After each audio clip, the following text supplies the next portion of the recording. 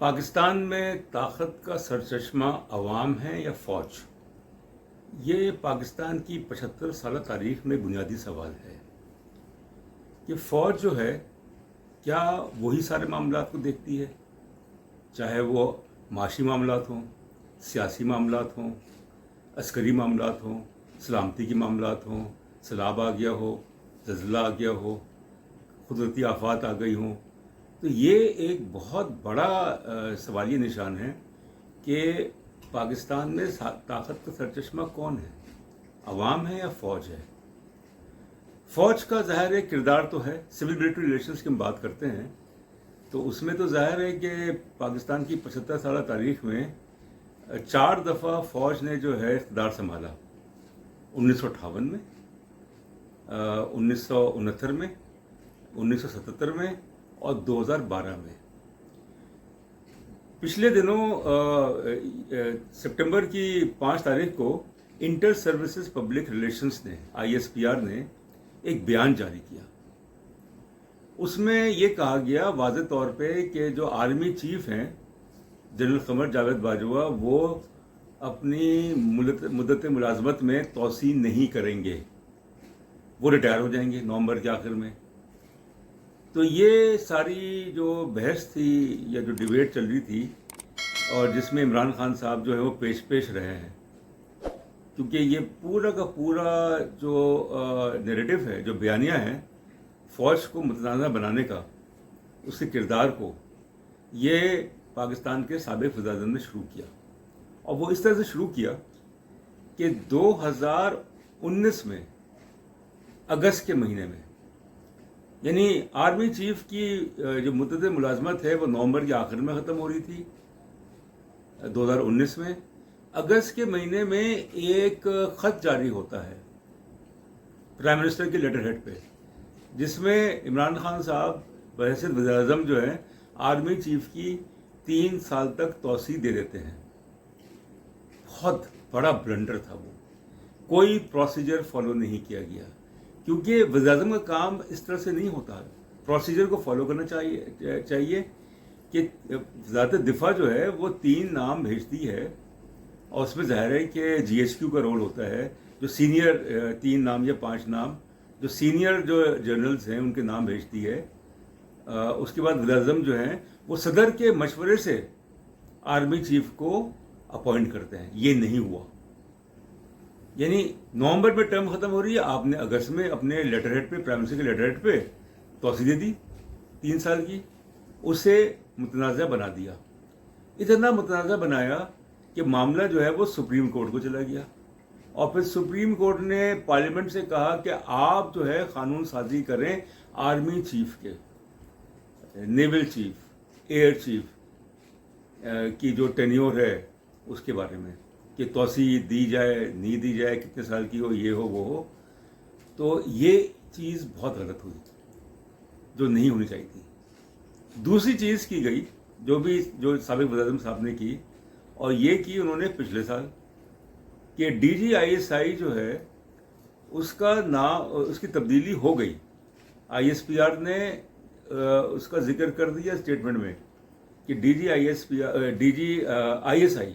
DGISI جو ہے ان کو تبدیل کیا جا رہا ہے، اور اس کو پھر روکا گیا۔ یعنی لیفٹیننٹ جنرل فیض حمید جو کہ ISI کے ڈائریکٹر جنرل تھے، ان کو تبدیل کر کے پشاور کا کور کمانڈر، اور پھر اس کے بعد جو DGISI ہیں دوسرے، ان کو پھر اپوائنٹ کیا گیا، مگر اس پہ جناب عمل نہیں ہو رہا۔ کیوں نہیں عمل ہو رہا بھائی؟ اور وہ اتنا اس مسئلے کو متنازع بنا دیا، کنٹروورشل بنا دیا، کہ تقریباً 2-2.5 مہینے تک بحث چلتی رہی، اور پھر آخر میں یہی ہوا کہ DGISI جو ہے وہ تبدیل ہو گئے، مگر اس سے پھر جو ایک ایکویشن تھی پرائم منسٹر کی آرمی چیف کے ساتھ، اس میں دراڑ پڑ گئی۔ تو پے در پہ اس طرح کے، پھر آخر میں کیا کہتے ہیں سابق وزیر اعظم صاحب کچھ دنوں پہلے، کہ جب تک الیکشن نہ ہو اس وقت تک موجودہ چیف آف آرمی اسٹاف جو ہیں وہ اپنے عہدے پہ رہیں. کیوں رہیں بھائی؟ تو اس لیے کسی ملک میں ایسا نہیں ہوتا. میں نے پہلے بھی کہا تھا کہ جہاں پہ جو تعیناتیں ہوتی ہیں، جو اپوائنٹمنٹس ہوتی ہیں، ان کو اتنا کنٹروورشل جو ہے وہ بنا دی جائے، مگر بنا دیا گیا. اب فوج طاقت کا سرچشمہ ہے یا عوام ہے؟ پاکستان کی تاریخ جو ہے وہ تو یہی بتاتی ہے کہ جو ساری فیصلہ سازی ہے، جو اہم فیصلہ سازی کی جاتی ہے، وہ فوج کی مشاورت کے بغیر نہیں ہو سکتی. نمبر 1. نمبر 2، جو آرمی چیف کا جو اثر و رسوخ ہے وہ بے پناہ ہے. اتنا تو ایئر چیف کا بھی نہیں ہے، اتنا تو نیول چیف کا بھی نہیں ہے، مگر آرمی چیف جو ہے کئی دہائیوں سے یہی دیکھا جا رہا ہے کہ کوئی بنیادی فیصلہ جو ہے وہ ان کی مرضی یا جو سینئر کور کمانڈرز ہیں ان کی مرضی کے بغیر نہیں ہو سکتا، جو کہ غلط ہے. ایسا نہیں ہونا چاہیے. کہ پاکستان میں اگر ایک جمہوری حکومت ہے تو فیصلہ سازی کی قوت جو ہے وہ تو پارلیمنٹ کے پاس ہونی چاہیے، وہ تو سویلین اداروں کے پاس ہونی چاہیے. تو ایسا کیوں ہے کہ فوج جو ہے اس کی مرضی کے بغیر کچھ نہیں ہو سکتا؟ فورن پالیسی میں، خارجہ پالیسی میں یہ تاثر ہے کہ کچھ نو گو ایریاز ہیں جس میں کہ بھارت، پاکستان کے جوہری پروگرام، امریکہ، افغانستان، چین، کسی حد تک روس، کسی حد تک سعودی عرب شامل ہے. ان کے بارے میں جو فیصلے ہیں وہ بغیر فوج کے منظوری کے نہیں ہو سکتے. یہ بات بھی ہے. ایک بڑی ہی دلچسپ بات کی گئی پاکستان میں جب بات ہوتی ہے کہ طاقت کا سرچشمہ عوام ہیں یا فوج ہیں، کہ ہر ملک میں فوج ہوتی ہے. Every country has an army but Pakistan is the only country where army has a country. یعنی ہر ملک میں فوج ہوتی ہے مگر پاکستان وہ واحد ملک ہے جہاں پہ ملک جو ہے وہ فوج کے پاس ہے. تو اس لیے یہ جو ہمارے یہاں ایک تضاد ہے، اور اس تضاد میں کی وجہ سے نہ ہمارا سیاسی نظام چل رہا ہے، نہ ہمارا معاشی نظام چل رہا ہے. دوسری بات یہ ہے کہ عمران خان صاحب نے پچھلے سال کہا، بلکہ 2 سال پہلے کہا، جب ان کے فوج کے ساتھ تعلقات بہت خوشگوار تھے، کہ فوج میرے پیچھے کھڑی ہے. یعنی ایک منتخب وزیر اعظم جو ہے، ایک منتخب حکومت جو ہے، اس کا سربراہ کہہ رہا ہے کہ عوام میرے پیچھے نہیں ہے، فوج میرے پیچھے کھڑی ہے. اب وہ کہتے ہیں کہ فوج کو انہوں نے نیوٹرل کا نام دے دیا. تو یہ ہمارے سیاستدان جو ہیں وہی فوج کو متوازن بناتے ہیں، کنٹروورشل بناتے ہیں، اور اس میں غلطی فوج کی بھی ہے، جو فوج کی جو اعلیٰ قیادت ہے. ایوب خان کے زمانے سے میں آپ کو تقریباً 70 سال پیچھے لے جاؤں گا، 65-70 سال پیچھے، بلکہ اسی پہلے لے جاؤں گا. سن 48 میں جب قائد اعظم محمد علی جناح جو گورنر جنرل تھے، وہ ڈھاکہ کے دورے پہ تھے، مشرقی پاکستان کے دورے پہ تھے، تو جو تقریب ہوئی وہاں پہ، تو اس میں جناح صاحب جو ہیں، ظاہر ہے کہ ملک کے گورنر جنرل وہ کھڑے ہوئے، ان کے ساتھ ایوب خان صاحب نے بھی کھڑے ہونے کی کوشش کی کہ ان کے برابر میں، جو کہ جناح صاحب کو پسند نہیں آیا، ان کو وہاں سے ہٹایا گیا. پاکستان کی جو کابینہ 50 کی دہائی میں، اس میں ایوب خان صاحب جو ہیں وہ ڈیفنس منسٹر تھے، اور وہ کمانڈر ان چیف بھی تھے. تو اس لیے جو کلچر ہے پاکستان کا، تیسری بات ہے کہ ایک فیوڈل کلچر، ایک ٹرائبل کلچر، اس میں پھر یہ بھی ہوتا ہے کہ جو گٹھ جوڑ فوج بیوروکریسی کا گٹھ جوڑ، اس نے تقویت پکڑی، اور جو ہمارے سیاستدان جو ہیں وہ چونکہ کمزور، سیاسی جماعتیں کمزور، جمہوری عمل کمزور، تو اس کا نتیجہ جو ہے وہ مارشل لاء کی صورت میں نکلا. اکتوبر 1958 مارشل لاء، پہلا مارشل لاء. تو بات تو بہت طویل ہو جائے گی، مگر طاقت کا سرچشمہ بھٹو صاحب نے کہا تھا جب وہ پیپلز پارٹی کے چیئرمین تھے کہ طاقت کا سرچشمہ عوام ہے. عوام اور بھٹو صاحب کی جو حکومت تھی، جب وہ صدر تھے، پہلے چیف مارشل ایڈمنسٹریٹر تھے، پھر اس کے بعد پریزیڈنٹ تھے، پھر پرائم منسٹر تھے، ان کے پاس بہت اچھا موقع تھا کہ جس کو کہتے ہیں کہ فوج کی جو مداخلت ہے اس کو ہمیشہ کے لیے ختم کر دی جائے. انہوں نے کوشش کی کہ پاکستان کا جو آئین ہے 73 کا، اس میں آرٹیکل 6 نمبر 6 اس کو اضافہ کیا گیا اس میں کہ اگر کوئی غیر جمہوری عمل ہوتا ہے اور دستور جو ہے اس کو ختم کیا جاتا ہے یا اس کے خلاف کوئی چیز ہوتی ہے تو اس کی سزا موت ہے. مگر کیا ہوا؟ بھٹو صاحب جو ہیں انہوں نے بھی کمپرومائز کر لیا. انہوں نے ISI کو یہ اختیار دے دیا کہ وہ سویلین اس میں بھی معاملات ہیں اس میں بھی وہ دخل اندازی کرے.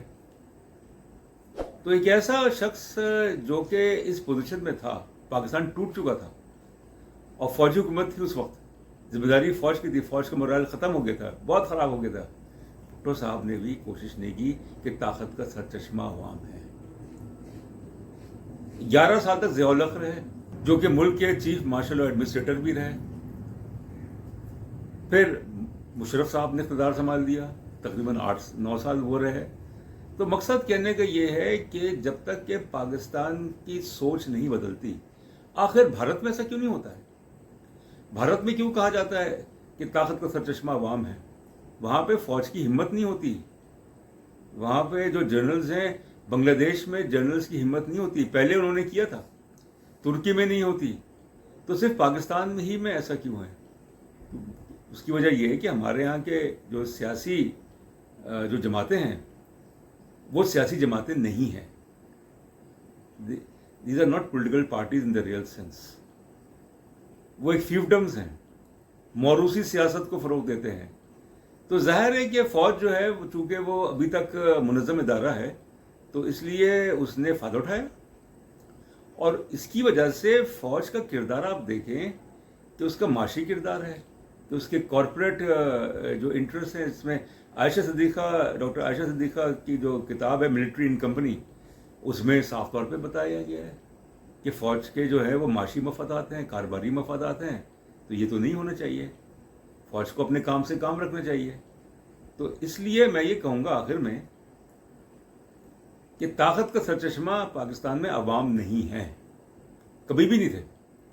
طاقت کا سرچشمہ پاکستان میں غیر جمہوری قوتیں ہیں جس میں فوج، بیوروکریسی شامل ہے.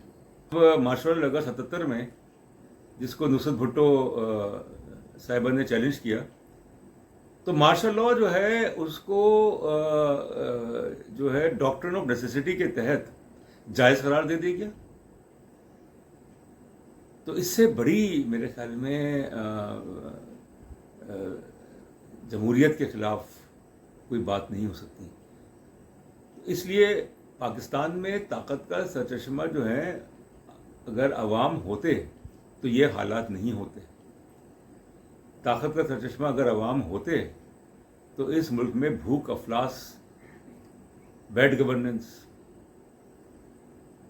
اکاؤنٹیبلٹی کا فقدان، absence of rule of law, اور پھر اس کے علاوہ جتنی بھی ہمیں نظر آتی ہیں خرابی نظر آتی ہیں وہ اسی لیے ہیں کہ طاقت کا سرچشمہ عوام ہے.